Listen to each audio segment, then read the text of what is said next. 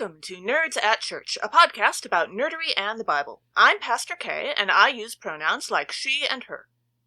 And I'm Pastor Emily, and my pronouns are they, them, theirs. In this episode, we'll discuss the first Sunday of Christmas, which this year falls on December 27th. One content notification for this episode is that in our conversation about the gospel, our third reading, we do talk about the prison industrial complex and the way it is tied into slavery and the Stanford experiment. Since we're not using a blog anymore, check out the episode description for links to the Bible passages and other references we make in this episode. Our deep dive today is on Anna and Simeon. This gospel passage that we're going to hear today, from the second chapter of Luke, includes Anna and Simeon, elderly prophets who we meet just this once in the Bible. Simeon is the one in this story who gets actual spoken lines, not terribly surprising for the Bible, and those verses inspired a piece of Christian worship music, which is often called the Nunc Dimittis, which in Latin means now you dismiss. And it's often sung at the end of a worship service or just after communion. Though these days it's more commonly encountered either in special worship services or in congregations that are very high church, very uber liturgical, because extra pieces of the service make the service longer, and so this is often removed for time's sake. There are many, many, many versions of this piece, and some of them are very emotional and important to people who grew up with them. For ELCA Lutherans, who remember before our current Cranberry hymnal, before that, there was the Green LBW hymnal, which I think of the three worship settings, one of them did have a Nunc Dimittis in it, which my church growing up usually skipped, personally. And the Red SBH hymnal before that had a couple of them in the various services in that book. And several of them can be found on YouTube or elsewhere, and it's also a popular choral piece. Also, this is one of just 3 canticles that occur in the Gospels. Together, they ground some of the daily prayer services in Christian traditions. So the 3 canticles are actually also all found in the Gospel of Luke. The first one is Zechariah's song, which is also called the Benedictus in Latin, which is the main source for morning prayer. Mary's song, aka the Magnificat, which we talked about some on Advent 4, is the main source for evening prayer, which is particularly folks who are familiar with Holden evening prayer will be very familiar with how the Magnificat is stated in that service. And then Simeon's song, the Nunc Dimittis, which is the main source for night prayer, which is also known as Compline. And these are more common in worshiping communities that are high liturgy, as Kay mentioned, but there are also many people who incorporate them into their daily spiritual practices by doing morning prayer, evening prayer, night prayer, that sort of thing. Simeon's song and the rest of this passage are also often referenced by elderly people looking to find meaning in their later years of life. And this makes me think of Granny Weatherwax, who is one of those people who seems to have had an awful lot of later years in her life. She just seems to have always been elderly. And she's from the Discworld books by Terry Pratchett. And still being of sharp mind, she has absolutely no trouble finding meaning in her life, mostly because she has to go around fixing the problems that other people have caused. More using headology, which is her word for psychology, than actual magic, but sometimes that too. She's just that kind of witch. Nice. As we dive into the readings for this Sunday, our first reading is Isaiah chapter 61, verse 10 through chapter 62, verse 3. The prophet Isaiah compares the gifts of God to luxurious clothing or a garden's growth. And Isaiah promises not to rest until Israel's vindication by God's hand is complete.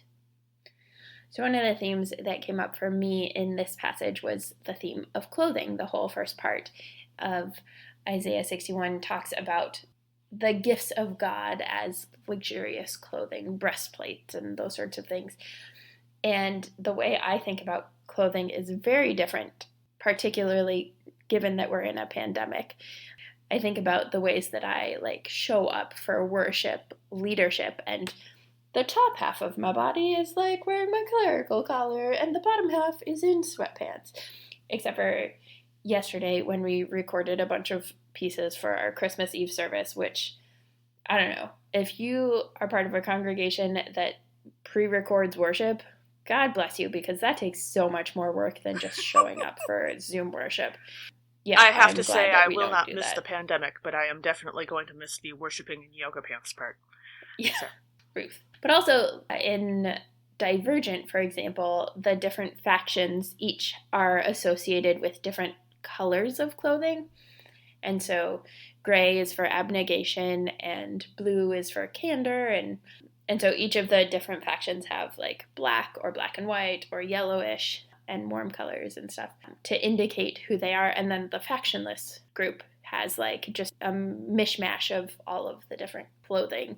Tie-dye? That like not so much tie-dye, but like a piece of gray pants and a yellow shirt or like that sort of thing. So they just like get the cast-offs. Yes. For us, yeah. And it's that they get the cast-offs from those people who are part of factions. They're the like designated charity of everyone, which is problematic. When we reach verse 10 in this passage, verse 10 of chapter 61, to be clear, we're going to skip into chapter 62 in a minute here, so the numbers will start over. But in verse 10 of chapter 61, we hear that God has clothed me with the garments of salvation.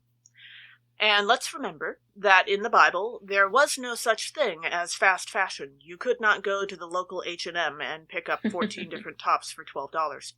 I don't think today you can go to an H&M and pick up that many clothes for $12. No. That's a whole other problem. You can pick up that many quality of clothes.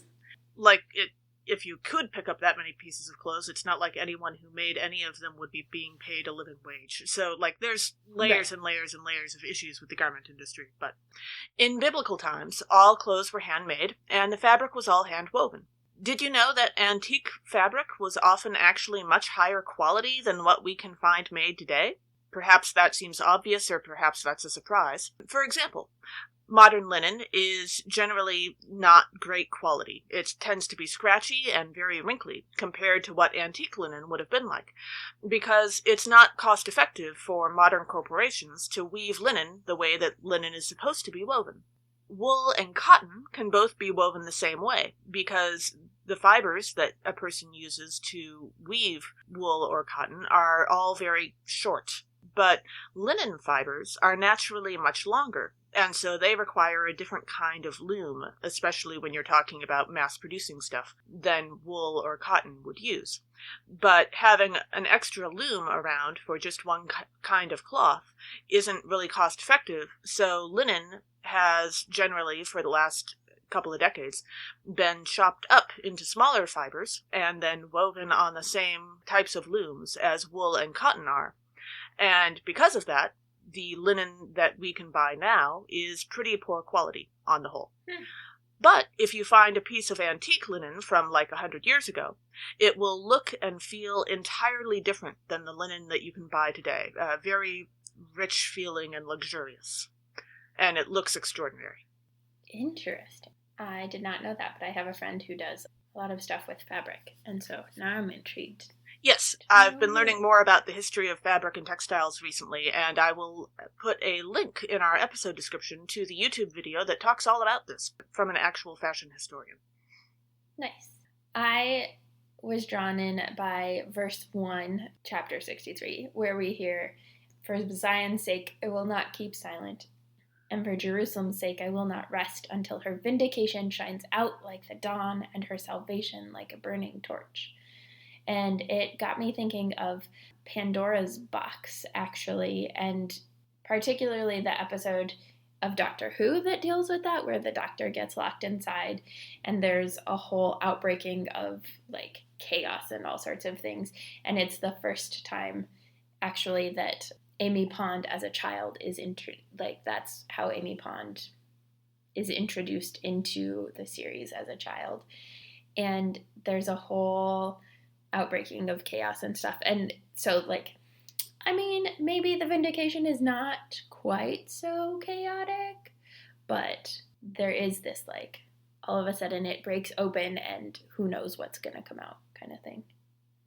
Yeah, it might be a little chaotic, because it kind of sounds like God is planning on turning the world upside down. So, true. That sounds kind of chaotic. That is kind of what God does. Yeah. I do kind of wonder, now that I think about it, was the fish fingers and custard combination from that episode of Doctor Who influenced by all that chaos going on, leaking into the world? Or is that actually something that the Doctor would like in a normal, non-extra chaotic universe? That's true. That's like, at camp, our hike day lunch was like tortillas and then peanut butter and jelly and carrot sticks and celery sticks and cheese sticks and gorp and whatever you could carry and not spoil in a backpack for a couple hours. Yeah, and I've frequently wondered if that meal, I loved that meal, it was so good, but was it good just because of the context where, like, we're all exhausted and hungry and at the end, like, at the midpoint of our hike, or was it actually, like, good and we enjoyed it and we would enjoy it even if it weren't the middle of a long hike day? Well, if you decide one day this week to have that for lunch, you might be able to find out. It's true, I probably won't. Okay. I think I know the answer and I don't want to ruin the meal. That's fair. But who knows about the Doctor? True. Also, I don't actually plan on trying to combine fish fingers and custard. No. Thank you. I mean, I'm a vegetarian, so I definitely don't, but, like, obviously. Yeah. Well, no. I think they do actually make vegetarian fish sticks. I'm using air quotes. It's but true. I did don't have know the that chicken nuggets last night for dinner. I still don't know that would be a good combination. Yeah, no. Yes, I read verse 1, and the vindication shines out like the dawn phrase reminded me of the October Day books by Seanan McGuire. I'm currently in the middle of the first one, Rosemary and Rue, and I have been for a while, but I will finish it one of these days. And in those books, the dawn is actually such a powerful event every day that it undoes any illusions or magic that are exposed to it. So if you're outside when dawn happens, and as far as I can tell, really cloud cover or anything like that does not have any effect. But if you're outside when that happens and you are a magical creature of some kind, or you have cast a magical illusion on yourself, that will be undone. And the experience of the dawn is so strong and so visceral to many magical beings that they intentionally avoid being outside at the time of dawn. She describes it a couple of different ways, but it kind of sounds like an extremely cold shower that also gives you the screaming heebie-jeebies. So I don't think I would want to be outside for that either. But yeah, that sounds unpleasant. Yeah. In verse 2, we hear, "You shall be called by a new name that the mouth of the becoming one will give." And that, of course, naming always makes me think of, as a trans person in particular, the way that trans people receive new names. And it's not everybody does, right? Like, I still go by Emily, but there's this newness to names, which is really quite biblical when we think about Sarai to Sarah, Abram to Abraham, Jacob to Israel, that there's a biblicalness to receiving a new name and to the power and meaning behind that. But there's also, like, in Divergent, Triss and Four both take new names when they join their new faction, and it's a way of differentiating from abnegation, which they both came from, but it's also a way of, like, claiming their identity now. Or, like, in Doctor Who, there's one episode where River Song names the Doctor, which, like, nobody names the Doctor because it's the Doctor. But River Song, who's also a Time Lord, does name the Doctor, and the way that holds so much power for the Doctor and for the course of time and space and all of those things is really powerful. Right. And also, she gets a new name herself at one point, doesn't she? Yeah, she has multiple names. So, spoilers, her name given to her at birth is Melody Pond. And then through various translations of her name, so having her name written in the language of the Time Lords is part of how it becomes River Song, because it's written last name first. And so then pond becomes river and melody becomes song, and so then she becomes river song. And so it's this beautiful like journey of her song and the ways that it takes on new meanings for her. And a brief shout out to my friend River, who I was talking to about this passage, and so that is why there are so many Doctor Who references, because River is wonderful and helps me think of them. Our second passage for this episode is from Galatians chapter 4, verses 4 through 7. Paul explains that God sent Jesus, God's Son, to us as one of us in order to truly understand us and make us God's own children. So one of the themes for this passage is children, as we are becoming God's own children. But one of the things that popped up for me was this one episode of The West Wing. It's one of their holiday episodes where there are children who are visiting the White House, and when they meet President Bartlett, he is joking around with them and getting them to shout in a chorus, "Hello, Mr. President." And so like they shout it, and then he's like, "What? I can't hear you." And they go back and forth a little bit, which is, adorable. But that's also what I imagine the children's shouts that Paul is referring to, right? Those shouts of the Spirit are like the shouts of children. Yeah. Just like calling out with joy and fun. I have taken a few tricks from President Bartlett in how to work with kids. But he was good at it. Yes, He's a good one. In verse 4, we hear that God sent her son, born of a woman, born under the law.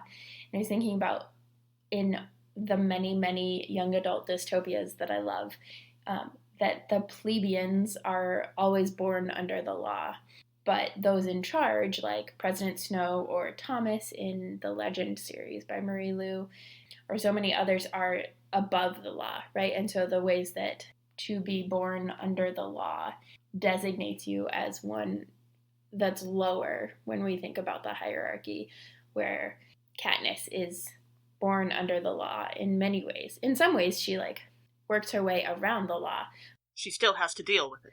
Mm-hmm. And the closest she comes to being above the law is after she's a victor in the games, after she's given this extra power that also comes with extra danger and stuff. But yeah, and for that matter, this is certainly not something you only see in fiction, but you do see it in fiction quite a bit.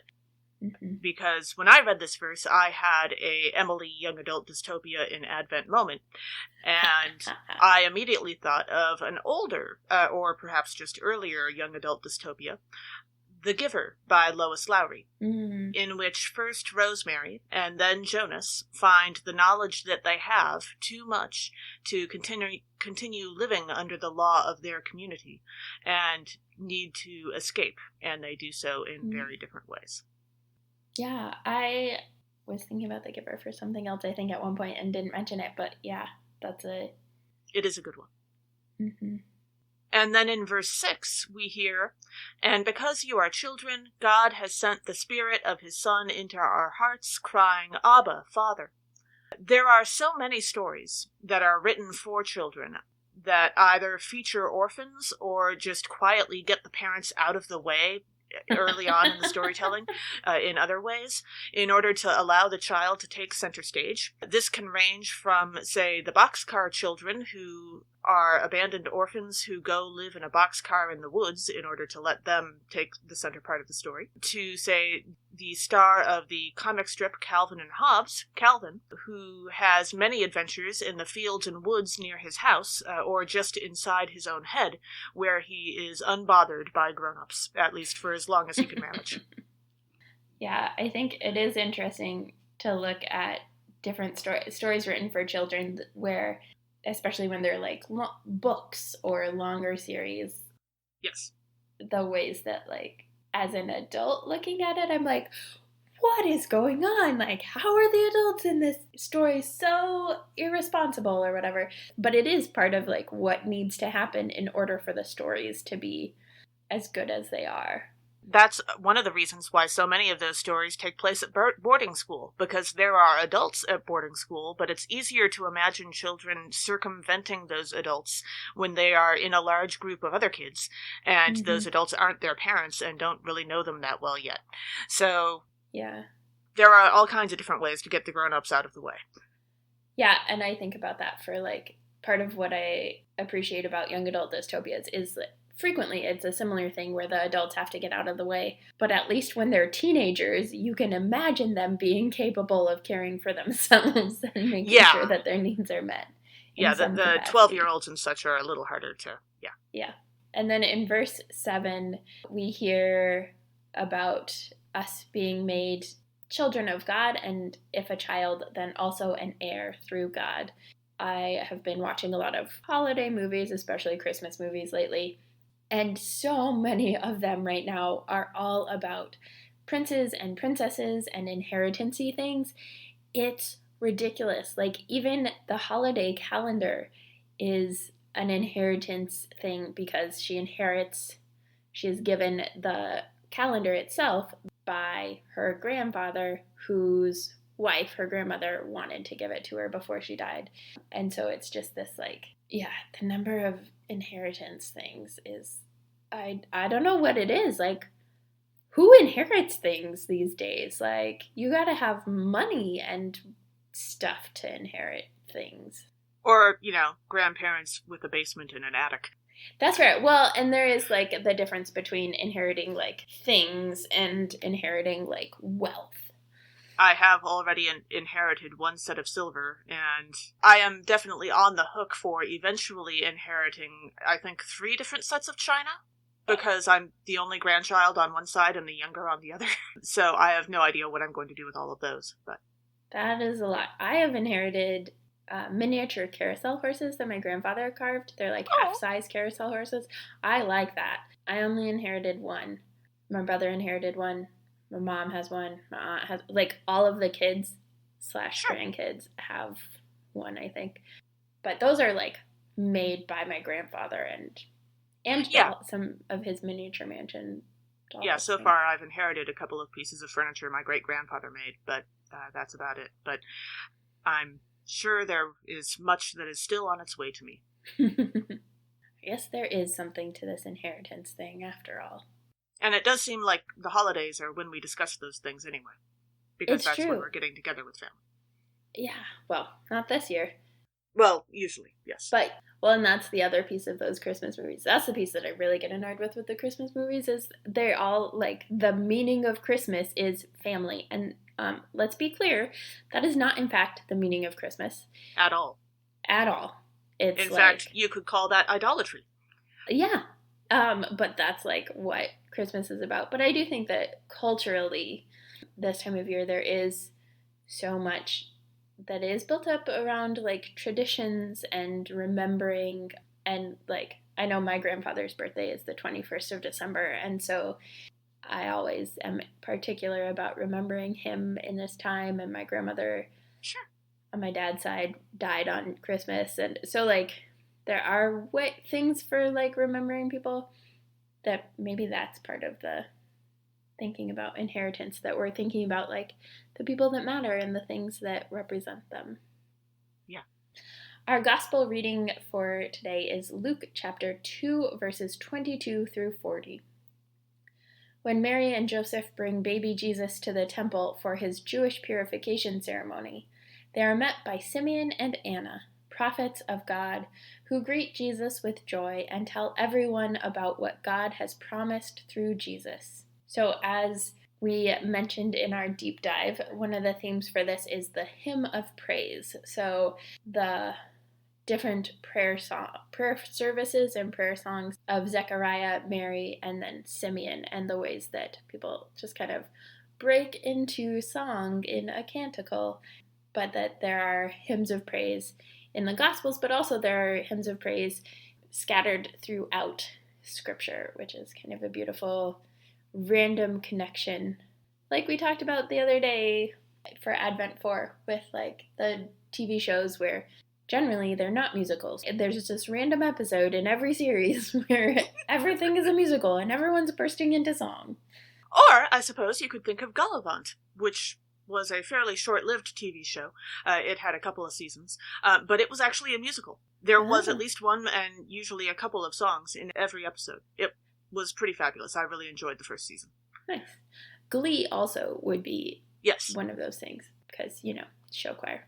But in Glee, when people break out into song, it's specifically for performance or practicing or something, right? Like with Gallivant, no, they're literally just breaking into song. It's not always. Okay. There are some that are like intentionally connected to that, but some are like walking down the hall singing a song or whatever. Okay. To be fair, I've known show choir people and they do that, so. Right? In verse 24, we hear about Mary and Joseph coming to the temple, and they offered a sacrifice according to what is stated in the law of God, a pair of turtle doves or 2 young pigeons. So it's the 2 turtle doves and a partridge in a pear tree. Right? I mean, I know how you could offer a partridge as a sacrifice. Would you have to burn the tree? Is that how that would work? I don't know, but do you think that this is where the 2 turtle doves comes from?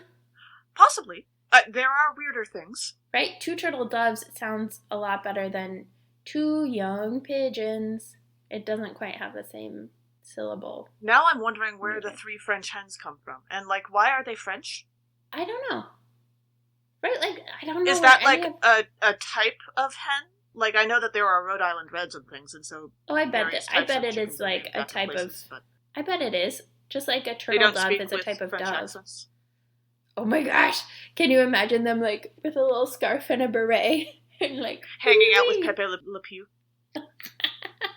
That would be fantastic. Here I was thinking about, the partridge in a pear tree. I've seen a picture once of, an actual partridge of the, family, the musical family. And they're, yes. The, face is superimposed on a pear tree. We might share that on social media. Who knows? You never know when David Cassidy just may show up out of nowhere. Truth. In verse 26, we hear that it had been revealed to Simeon that he would not see death before he had seen the Lord's anointed. So prophecies like this can be kind of dangerous, especially when people take them seriously. They can lead people to do incredibly risky things or strange things. For example, in fanfiction, there is a relatively new genre of stories where the stories are set in an alternate universe where soulmates exist and are taken seriously. And in some of those stories, you have to meet your soulmate before you can die. And therefore, people who haven't met their soulmate yet will take on incredibly risky tasks, or will go, explore a thing because they know they'll come back because they have to meet their soulmate, or something like that. But then, of course, there's the question of, do you really know if you've met your soulmate yet? What if you met your soulmate and you didn't realize it? There are a whole bunch of different ways those stories go. But if you don't recognize your soulmate when you meet them, all sorts of extraordinary, terrible things can happen. And so I don't know if we can know, if we would recognize our soulmates if we met them. But Simeon, at least, certainly recognized Jesus when he met Jesus. So, let's be real. If I have met my soulmate, I have not recognized them yet. Otherwise, I would not still be single. I like to think I've met mine. Yeah, well, you're also married, so that's probably a good thing to bank on. And for the record, I was referencing my husband, not yeah. No, that would be weird. Okay. That's fair. Although I do think that, the concept of soulmates is interesting, but there's people in my life who could be soulmates of the non-romantic variety. Oh, yes. Most of these genres in fanfiction include the possibility for platonic soulmates. Nice. And also some of them include multiple soulmates, you might have one platonic and one romantic or something like that. It's asexuality and polyamory are part of human nature. Yes. And then we reach verses 35 and 36, where we hear Simeon say, this child is destined to be a sign that will be opposed, so that the inner thoughts of many will be revealed. Ominous. Which is... I have to say, I've never heard anybody focus on these verses in a sermon. I'm not actually sure that I remember someone doing a sermon on Simeon and Anna other than me. I've done a few of them. Yeah, I don't know. I don't know that I've attended a service where someone did, but in Bible studies and such, we don't talk about these verses. Okay, I was going to say, I think we also frequently skip this Sunday in favor of having Epiphany be on this day a lot of the time. Right, or doing like a Christmas cantata. So, yes, I don't know that I remember anyone ever focusing on these verses even in a Bible study, but Jesus being a sign that will be opposed in such a way that the inner thoughts of people will be revealed, that kind of jumped out at me, in part because of the times we're living in. Like, say, how one's inner thoughts about one's neighbors and how you should treat them are often revealed when you are under great stress. Like when you're faced with a great tragedy or with a difficulty. There is a Twilight Zone episode that comes to mind called The Monsters Are Due on Maple Street, where there is this little neighborhood, maybe a block or two worth of people in a suburb, and for various reasons they come to believe that they are under nuclear attack, and civilization kind of melts that night, and all of their true thoughts about each other are revealed, and then after they realize it's not the case, they realize what they've just done. Or, for that matter, if you're living in a pandemic, you get to find out what all sorts of people think about how you should treat your neighbors when you're under stress and possibly a danger to them. Yeah, that's interesting, because I think that reminds me of the prequel for Hunger Games of The Ballad of Songbirds and Snakes. Snakes and Songbirds, one of the two. It does President Snow's, like, growing up and how he got involved with the Hunger Games and how the Hunger Games really caught on. And part of what the adults in his life are trying to convince him of is that, like, human nature, particularly for the people from the districts, is to attack each other and to be at each other's throats. They presumably prove this by, like, starving people and giving them one option to save their life, and it's by killing all of the other people. And there is this sense that, like, this is human nature, but really it's like there are so many extra stresses and fears and scarcity of food and life that go into getting people to fight, that, like, if they actually had their needs met, they wouldn't be fighting with each other, but because they don't, they're fighting with each other. And I think about that with the Twilight Zone episode too, that, like, there's this intense amount of stress. So it's not that, like, human nature is revealed, it's that when we put people under pressure, it brings out many times the worst of people and not necessarily the best. Sometimes the best, but, like, a lot of times it's the worst of people because we're scared. Yeah, I think also that might have something to do with whether or not you've been taught how to act when you're under stress or scared. Like, there's the old psychological experiment called the Stanford experiment, I think, where they took a bunch of college students and made them pretend to be prisoners and prison guards for, like, a few days, and they had to stop it almost immediately because their behavior got so terrible. But someone later on, and I do not remember, like, where this was, and I'm not entirely sure I could find the article again with Google, but so no promises. But they tried it again with people in a different culture, and because of how that culture approached stress and difficulty, that group had a very different reaction, and all of the people involved in the experiment actually tried to make the experience better for each other, because they had been taught how to react under stress. Well, and I think there's a clear statement that makes about our criminal justice system and the prison industrial complex, right? That, like, clearly the way that we do crime and punishment and prison and imprisonment is not healthy, and it's not intended to be healthy. It's not intended to help people be helpful. Yeah, it's intended to be punitive. And what many other countries do is a more restorative approach. And if we actually wanted to restore community and restore people to community and make reparations for harm that has been committed, we would not be putting people in prison and we would not be incarcerating people. But incarceration is the only thing left of slavery. Like, it's the only legal form of slavery in this country, is if you're incarcerated, you can be made to work for free. And so there's just like so much tied up in racism and criminal justice and the way we criminalize people and incentivize crime, right? To have for-profit prisons as part of that. And yeah. And the way that we talk about the correction system in order to encourage certain types of people to go into that as their career, and so on. Yeah, it's awful. And then in verse 36 to 37a, we hear about another prophet, Anna, the daughter of Phanuel of the tribe of Asher. She was of a great age, having lived with her husband for 7 years after her marriage, then as a widow to the age of 84, which is a long time to be by yourself in the context of a meaningful relationship. Like, the length of the relationship was really short, which actually reminded me of the relationship between River Song and the Doctor, where, like, because they're both Time Lords, they're kind of going in reverse in their time. So the more River knows the Doctor, the less the Doctor knows River.